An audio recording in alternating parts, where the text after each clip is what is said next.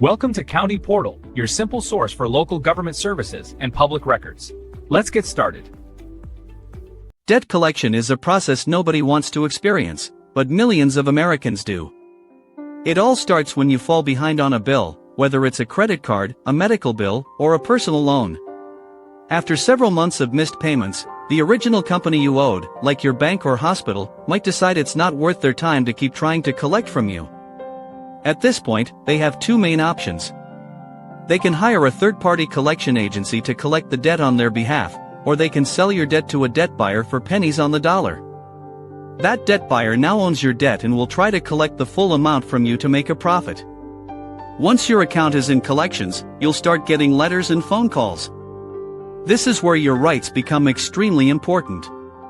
In the United States, debt collectors are regulated by a federal law called the Fair Debt Collection Practices Act, or FDCPA. This law sets clear rules for what they can and cannot do. For instance, collectors are not allowed to call you before 8 a.m. or after 9 p.m. in your time zone. They can't call you at work if you tell them you're not supposed to get calls there. They are absolutely forbidden from harassing you, using abusive language, or threatening you with actions they can't legally take, like having you arrested. They also cannot lie about who they are or the amount you owe.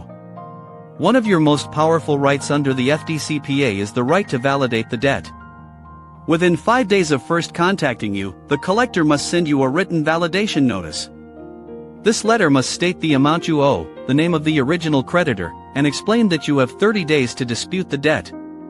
If you send a written request for validation within that 30-day period, the collector must stop all collection activities until they provide you with proof that you actually owe the money. So what happens if you ignore a legitimate debt? It can seriously damage your credit score for up to 7 years. This makes it harder to get new loans, credit cards, or even rent an apartment.